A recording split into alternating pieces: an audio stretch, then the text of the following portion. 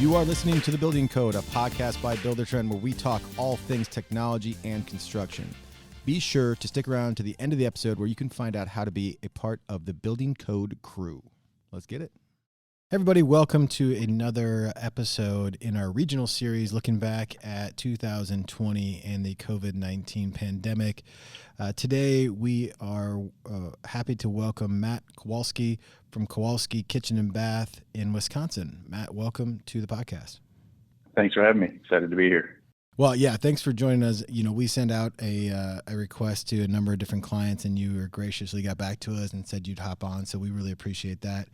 Again, the idea is that we want to get an idea about all of our clients' unique experience with this once-in-a-lifetime pandemic. You know, one of the things that's really great about construction is that, the downturn of 2008 and like these cycles happen to this industry. So in some ways, I think that many people who own a business are sort of used to, thinking on their feet, but this thing is maybe a different level.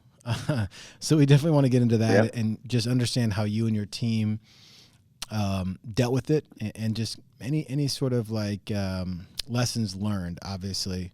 But first, I think it's great for anybody who's listening to hear about you. So can you kind of give us the rundown of your business and just sort of the high level, what you guys do? Sure. Yeah, we're a design build company based out of Delafield, Wisconsin, like 20 miles west of Milwaukee, in between Milwaukee and Madison. So focused on kitchens, baths, additions, and things like that. Mm-hmm. Got a staff of 24, and it's a really, really good team, all super passionate, talented. So it's a fun environment to work in. So how long have you guys been doing this? Well, that's a good question. My dad was involved in this business his whole life, so I've been around it my entire life. So I've been surrounded by it, from a very young age. So yeah. So did you long time? Did your dad start Kowalske Kitchen and Bath, or did you? Well, that's a good question. He had a similar business. It's called Kowalske Design Studio, and it 60% of that was commercial and residential flooring, along with the rest being remodeling. Mm-hmm. And then, 2006, 2007 happened, and he got bought out, and that kind of allowed me to refocus and rebrand the business as Kowalske Kitchen and Bath and focus more on the design build side of it. Yeah, I guess the question I asked is that, so the decision you made to say we're going to do kitchens, baths, additions, we're not going to do new homes, we're not going to do like semi-custom or spec, we're not going to do flooring anymore. What led to that? The flooring business is tough, right? And we wanted to focus more on the design side and doing things that are more unique and focusing more on that customer experience. Okay, that makes total sense. And so you putting your stamp on the kitchens and the homes and the baths in your area, and kind of getting the client to experience, like get them to their dream and what they want that stuff to look like, was important to you guys. Yep. Yeah. Exactly. With kitchens, baths, and remodels, you got to do a lot of volume, right? Especially with 24 employees. So how many jobs do you typically average a year? Yeah, it's roughly around 70. Mm-hmm. Okay. So wow. The projects seem to be getting bigger and bigger. So I don't have the final numbers on 20. I think that might go down a bit. And I expect that to get, that number to get a little bit smaller every year as the projects get bigger and bigger. Right. You're still hitting the same revenue target you need. It's just less work needed to do it. Exactly. So in this series, Matt, you're the first company we've talked to with a sizable amount of employees, 24 employees. So you've probably got a pretty unique experience here. So as you look back at mid-March of last year, and the total craziness and the unknown that you were going through, what was some of the stuff that you and any business partners you had or co-owners you had were thinking about as it relates to your employees? Well, yeah, I mean, it was it was an uncertain time when it all kind of happened mid-March, right? The phones stopped ringing. The leads kind of stopped coming in. We weren't sure exactly, we weren't sure if we were going to be able to work, right? We got lucky where we were deemed essential in Wisconsin. Mm-hmm. So our production crew could keep going. So that was nice. We had a couple projects, a couple whole home projects where the houses were empty, mm-hmm. where we could keep those guys working. And then it was just a matter of kind of adapting, right? Figuring out how to keep everybody safe, figuring out what we were going to do with the office staff, and just kind of shifting around to make it all work. Yeah, I mean, thinking about your business specifically, kitchen and bath, you got to be in the home. It's high volume. Yep. When the phone stops ringing, watch out, because if it stops ringing for 3 months, then that's 3 months of you have no work in 6 months, right? Or whatever that time frame is. So that puts you in a really hard position, because again, if you're a new home builder, nobody's in there, you can probably keep working. Plus you've got some time, right? Like you don't have to bang, bang, bang, bang, bang. But you guys you've got to continue that sales cycle to continue to get jobs to keep everybody working. Yeah. A lot of stress. Yeah, that's right. It was. And, we were lucky because we did have a bit of a backlog too. So that really helped us out. And did all those contracts stay with you, or did they continue on? Because I know there were some people who lost that. Yeah. Yep. That's great. Yeah, we didn't. There were some conversations about people who they were nervous, and they weren't sure how it was all going to end. And I had a couple different conversations with people, but in the end, they all moved forward. So we shifted some things around, but it all worked out. So in those first 2-3 months, that the phone stopped ringing and there was still that uncertainty, did you guys have to furlough or let any employees go, or what were the actuals of what happened there? There was some talk around that, and I think that's a good question that I don't really know the answer to. I think some people voluntarily took some time off. Mm-hmm. But that was pretty short-lived. I'm fortunate with the people that I have here. They're super understanding about how difficult it can be as a mm-hmm. small business and not having revenue. Mm-hmm. Our revenue was down in March, like 90% year over year. Right. So, mm-hmm.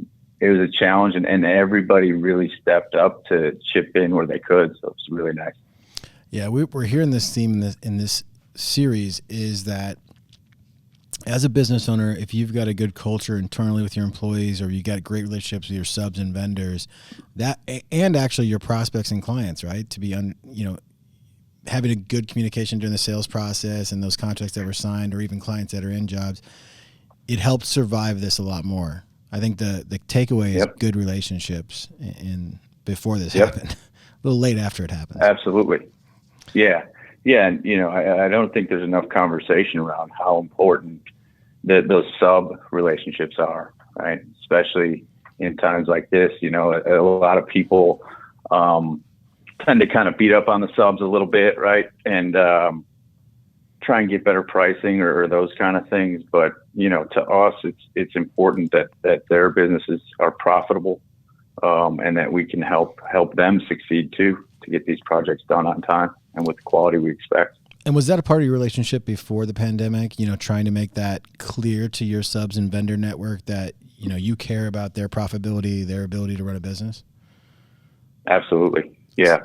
I talk to them often about, the importance of that, and, how can we make each other better and help each other out, to make our end product better. We're all in the same boat. Yeah. So for somebody, what are some of the things as you relate to how you manage your subcontractor and vendor network on a yearly basis? Do you have like meetings with the owners of your subs and vendors? Do you get them all together in a room for like a Christmas party? What are some tips for people if they don't yet have the relationship that you had that was so important to you, during that pandemic? What are some of the things that you do to cultivate that? Yeah, I mean, I just reach out to them. we don't send stuff out to bid. For us, it's the same guys over and over. One of them happens to be my brother, which he owns Kowalske Electric. Mm-hmm. So I have a really good, it does. And I have a really good relationship with him. And, don't get me wrong. There are times where there's tension between us and the subs. And I just prefer to just hammer it out. If that means I go to a job site where I know they are, or I call them on the phone and just talk through it and just, reinforce the fact that we're all in this together. Yeah. So it's important just to drive that home. I mean, you don't want to treat your employees, your subs, like a number, because when the chips are down like they were in March, it's going to come back to bite you. Right. Well, that, and we just had a staff meeting this morning, and I talked to everybody about how much we're going to need them this year with how busy we're planning to be, and what can we do to make their experience better and more smooth and make it all happen. Yeah. I recommend just drop off their favorite, beer or liquor every Friday. That'll usually do it. Yeah. That's a little tip from me you can take. So when you talk about you and your team because it's such a large team as relates to a lot of our small businesses, they keep it pretty tight, 3 to 5 employees, and then they subcontract everything out. When you've got 24, mouths to feed and employees, obviously that was stressful during the unknown time, but let's talk about processes. Did you guys have to go remote, and did you have to implement some new ways to communicate internally? Oh, of course. Yeah. Again, was lucky with the team that I have, and they were all working from home. I think the showroom was shut down for 4 or 6 weeks. Right. And, it was clear to me right away that they were still going to get the work done, and I wasn't going to have to manage tasks. Right. And I was just able to still manage the outcomes. Mm-hmm. And they got it done. So, yeah, I mean, Zoom's been a big part of it. Getting digital contracts signed through Buildertrend has been a huge help. And we're still kind of adapting and learning on all those platforms, how they're going to help us. Yeah. So, having something like the backbone of Buildertrend there was good, but just like, a renewed focus on it, utilizing Zoom meetings. As it relates to your clients, not being able to physically communicate with them, did you set up some sort of more frequent cadence or anything, or was there any changes in your client communication? No, I mean, we went as much as we can. We're doing online meetings, right? Mm-hmm. There's still a lot of touch and feel to this business, right? People still want to come into the showroom and touch the samples and look at it all together. But we're just trying to do as much as we can online, virtually. Mm-hmm. I guess for you, I think the scariest thing might have been that sales process. I've been in sales my whole life, so I maybe we'll focus there just to kind of cap this. So, when the leads stopped, what did you and your sales team do? Was there any sort of proactive, paid ads or anything like that to get the ball rolling again? No, we had a pretty full pipeline, right? So people just kind of stayed the course and continued to follow up and stayed with our processes that we knew and kept going the best we could.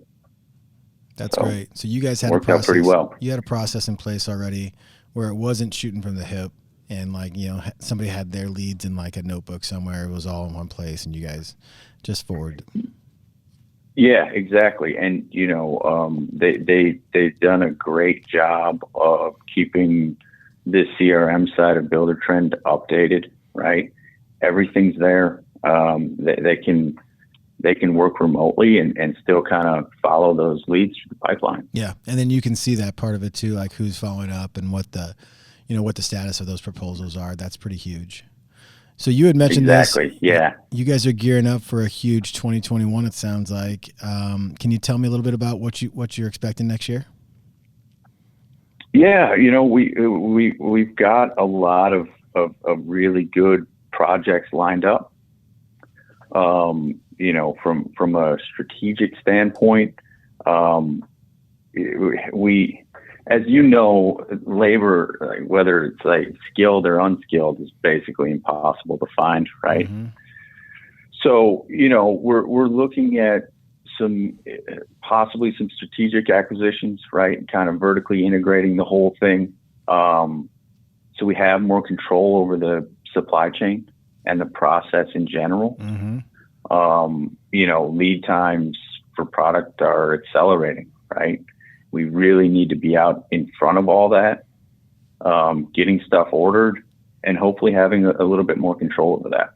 Wow, that's super smart. So you guys are just trying to take whatever steps you can, and everybody's in different positions, in the stage of their company, the capital they have access to, and the region they're in. But you guys are looking at, here are the problems we know is happening because of, the effects of COVID-19 with vendors and supplies and manufacturing, and you guys are taking some steps maybe to mitigate that as much as you can.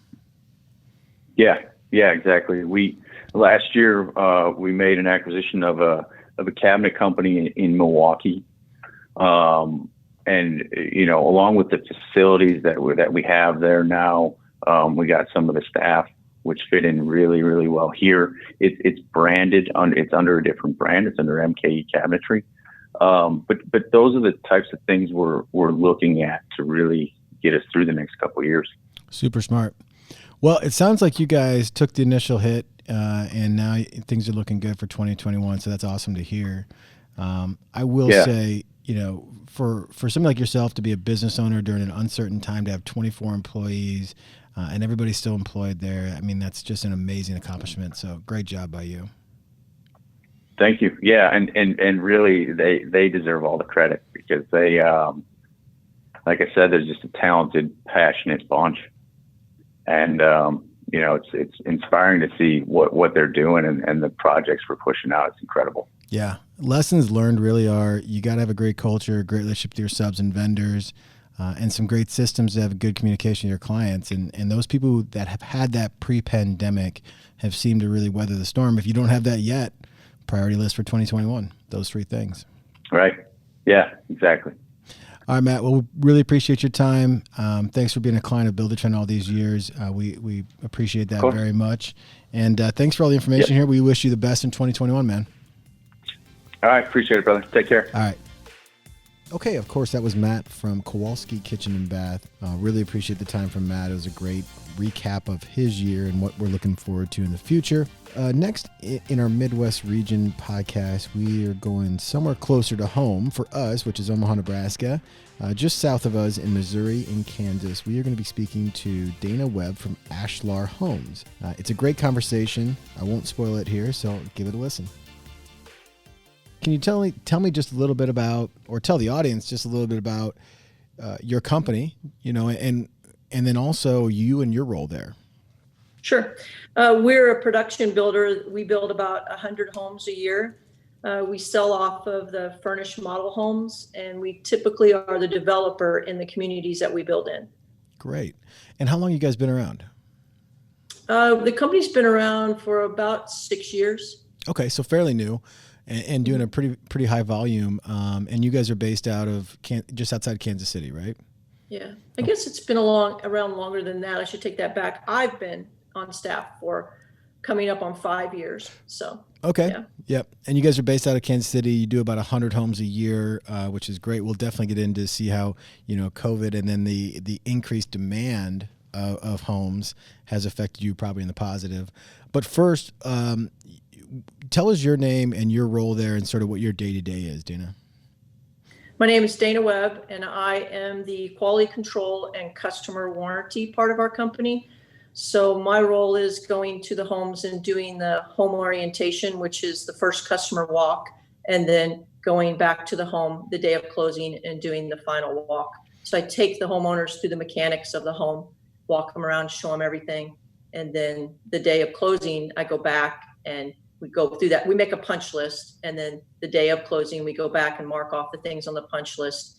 And then I go through and teach them how to do the warranty process. Oh, this is great. So this is really a system that we see in, again, high volume, typically production, semi-custom home companies like yourself. But I think it's probably something that even smaller volume companies, remodeling companies, new home builders, who are doing custom, they could probably do that, because what kind of reaction do you get from homeowners? Are they very curious and relieved when you're taking them through this stuff?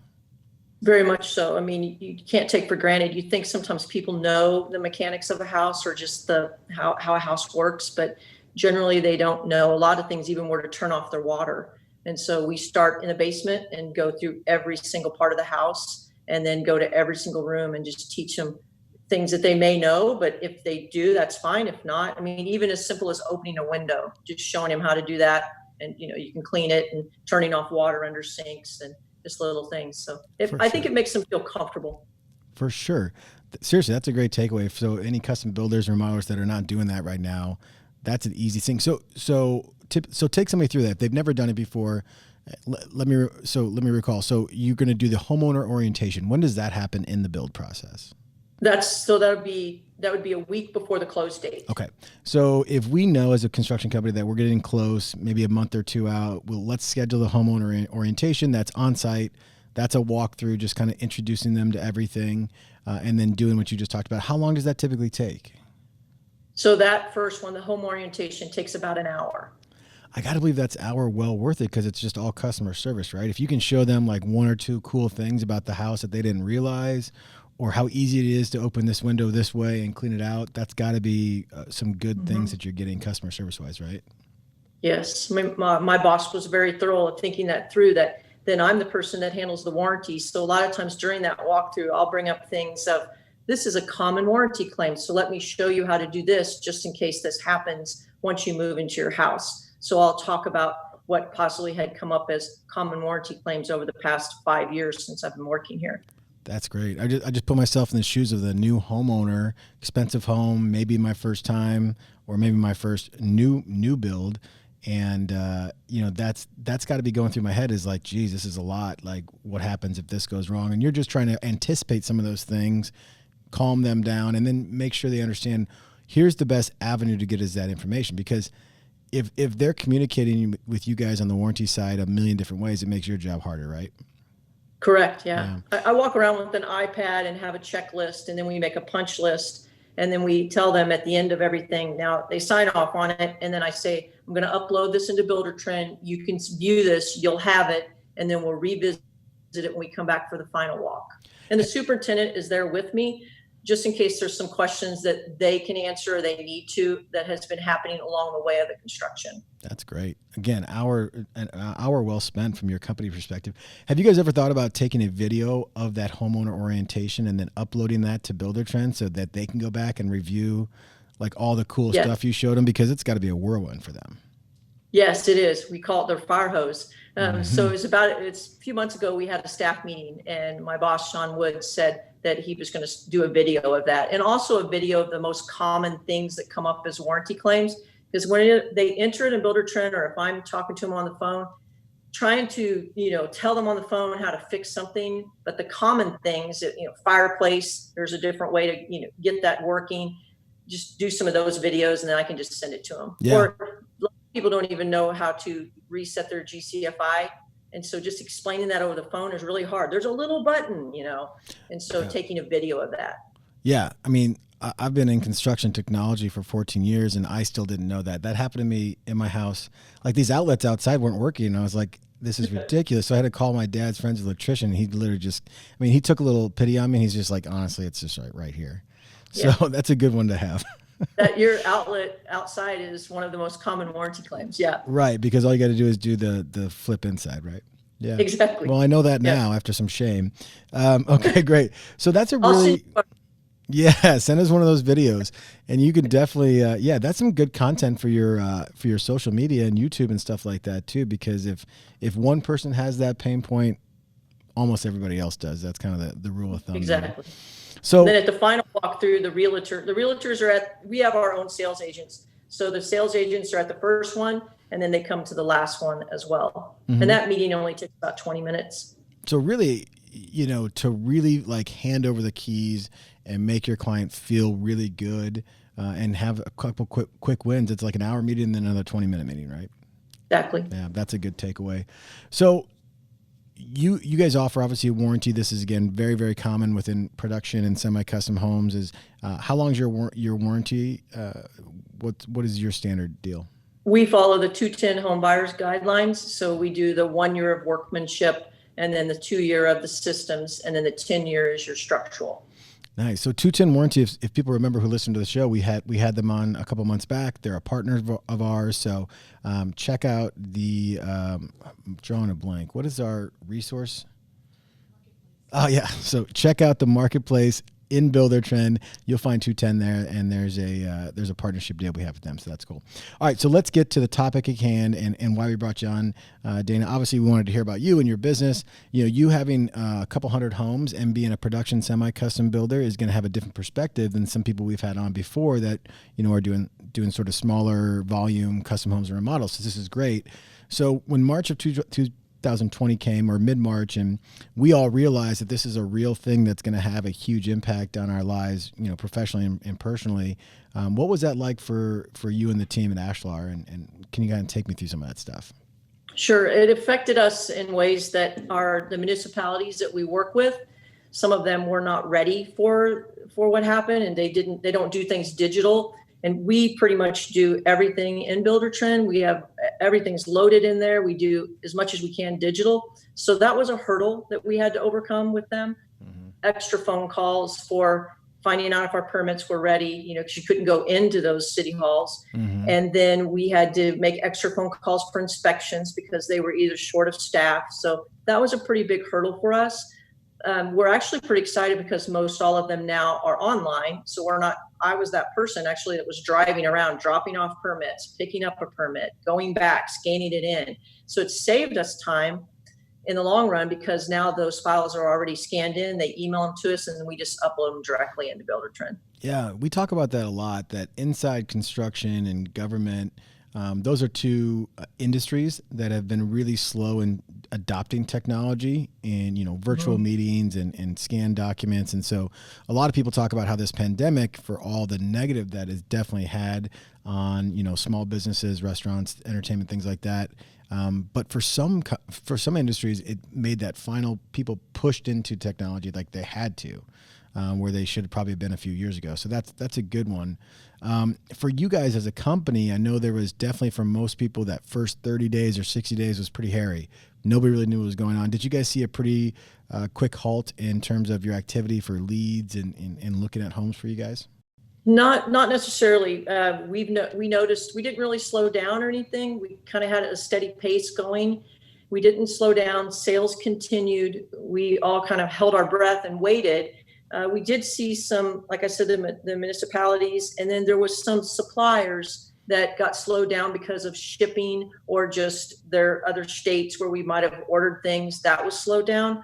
But no, unfortunately, we know small businesses and other businesses have suffered during this. But to be honest, we've had our best year ever. Yeah. And you're not alone. We're hearing that a lot from our clients, which again, on one hand, is really great. It's good for you. It's good for us. It's good for the industry. And again, we always want to, as you just said, feel bad for the companies that it's not and do everything we can for them. But it's definitely been a good thing for our industry, which has been great. Now, for me, when I talk to our clients who are really good about communication, whether that's with their sub-suppliers, vendors, or clients, most of these people were understanding about the delays that happened. Did you guys find that to be true as well? You mean with our subs for the delays or our customers? Your customers understanding that there are delays in the chain of events that happens when you order something, supplies, things like that. Were they pretty understanding of their closing times kind of getting pushed back? Overall, I believe so, because I think during that time we were all, as a world, as a nation, we're scared, and so there was so much unknown. But all in all, people were. The biggest thing I remember was appliances. You just couldn't find those, or everybody they ordered, and so our appliance supplier actually stepped up and they gave temporary ones to those homeowners, which was just, the best ever. And then, there may be a whole different scenario when you walk in that house and you think, what did they just do? There's a white one, there's a different color, but at least they got something and then they were supplied with it. Some people did have to wait almost 5 months though, during that, right when things hit. They had to wait about that long before they got their real appliances. Wow, that's a huge thing that the appliance company did for you guys, your vendor for you. That's amazing. Very much so. We just got, well, actually, I take that back. It'll be coming. Our last person will get their dishwasher next week. Which company was that? Which vendor? We use Ferguson, which is factory direct. That's great. Well, shout out out of to Kansas. them. That's amazing. If you're in Kansas around there, go support that company because they stepped up there. That's amazing. So, you guys are in Kansas and Missouri. Do you guys work in both Kansas and Missouri, or just one state? Both. We're close to the state line. Okay, so when you talk about regulations that came down and where your people could be, couldn't be, what type of equipment you need to have and safety equipment you needed to have on staff, was that pretty similar between the two states, or did you guys have to juggle a couple different regulations? We had to juggle a little bit because Kansas wasn't as strict in the beginning as Missouri was, and then our office is in Jackson County, which the county had a stricter mandate than some of our other areas. Wow. So we kind of had to juggle a little bit. Okay. And how'd your company just internally handle communicating that with your employees? Did you guys have regular meetings, or what did that look like for you guys? We actually, 210 provided us posters, and we printed out the posters and put them up in the job site. We put them up, and then we put them up in our office. It was really nice. It had a hand washing thing, and it just went through a very detailed information. So we got those out there, and then just started communicating with our staff. We had the mask mandate and then we had to shut down our model homes at one point. So then when we reopened those, we spent extra time cleaning those. I mean, we cleaned them, but even more so wiping the door handles, cleaning the surfaces. Same within our office, extra cleaning.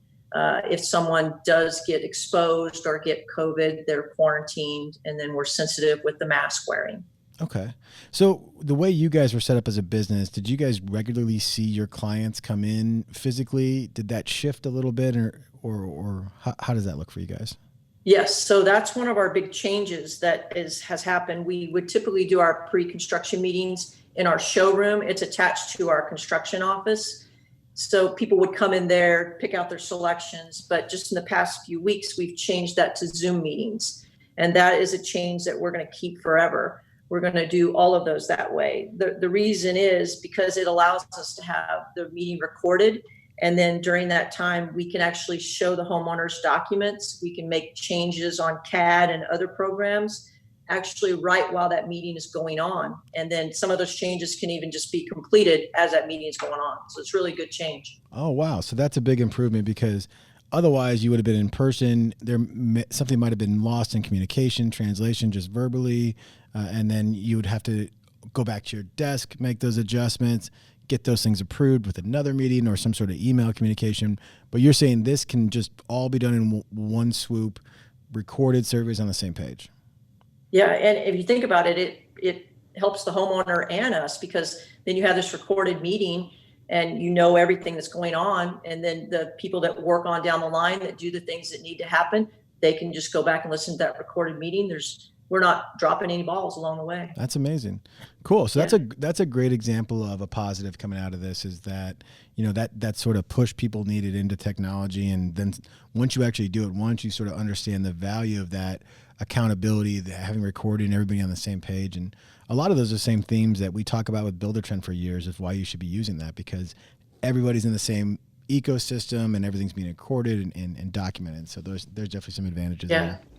That's awesome. And it's forced us to use, we've used Buildertrend, but we're using it even more and more because so many things are more digital. And I would say more of our team is on board of using it.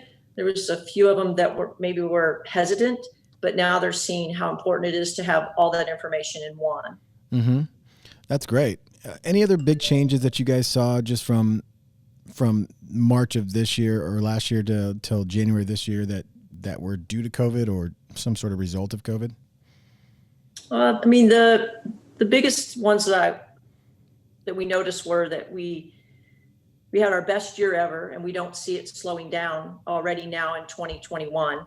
And then the big change was that we did make the improvement for the pre-construction meetings. Those were probably our biggest ones. We did learn from it. From one thing we learned was to be more flexible. Mm-hmm. I mean, that's been a big key for all of us as a team to be flexible. Another thing that we did, we are going to spend the majority of our marketing budget this year on making videos that are 3D walkthrough so that a customer can see that house before it's even built. So that's something we've learned because, and then also people that don't even live around here can look at that as well. Wow, that's great. Yeah, there's a lot of people talking about, utilizing video more and then sharing that with, pre-construction clients, prospects, even clients during the process, just because it's a great way to communicate what to expect in the build, right, with that 3D stuff. So that's great. So let's talk about 2021. It sounds like you guys you had a great year last year. What do you attribute that to?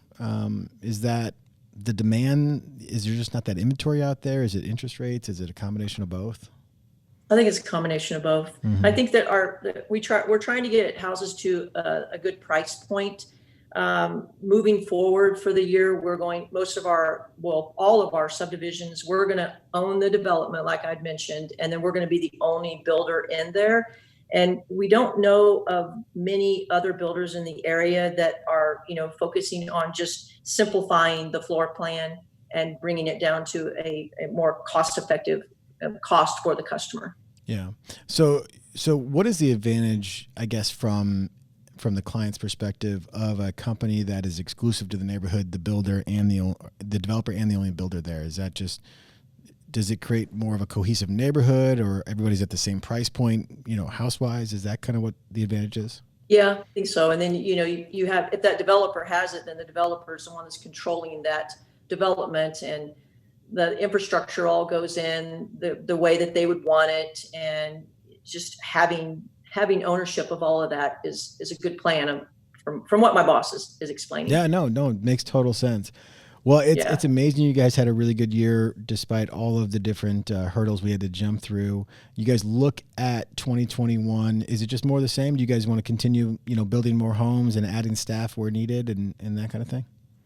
Yes, we actually are. Right now, we're currently we have 7 subdivisions. We're getting ready to launch a brand new subdivision.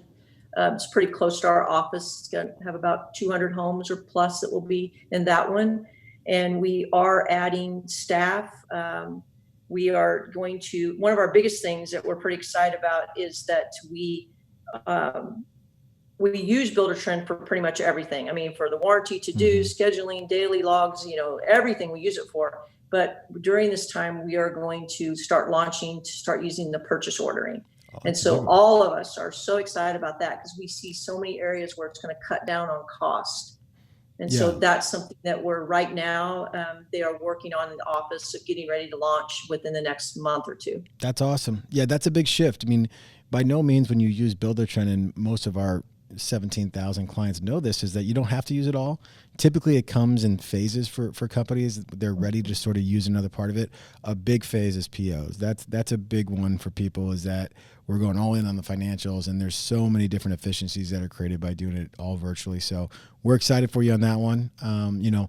In the upcoming 2021 year, we're going to have hopefully Buildertrend University, our physical, sessions we have once a month here in Omaha, 2-day sessions, deep dives.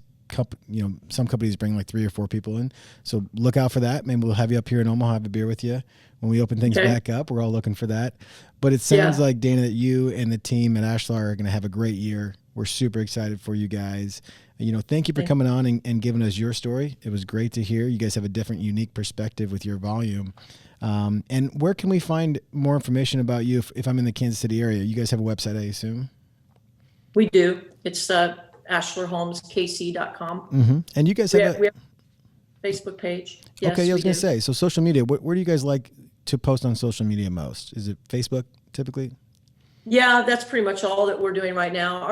We have an internal sales team. We have a sales team of 5 that work, our realtors, and then a sales manager. And they're the ones that do most of that, of the posting and getting information out there. Cool. We'll check you guys out on Facebook, maybe some other social media next year, and we'll be on the lookout for those 3D walkthroughs of those houses. Yeah, I'm excited about those. All right. Well, Dana, thank you again so much. And we appreciate you and your business, and we wish you the best in 2021. Thank you. We appreciate you guys too. Thank you again for tuning in to this episode of The Building Code. Make sure you subscribe and like wherever you listen to podcasts. Also, head out to Facebook and join the Building Code crew. And finally, drop me a line at podcast@buildertrend.com. We want to hear from you, suggestions on guests or topics, anything. Thanks so much for joining and appreciate you.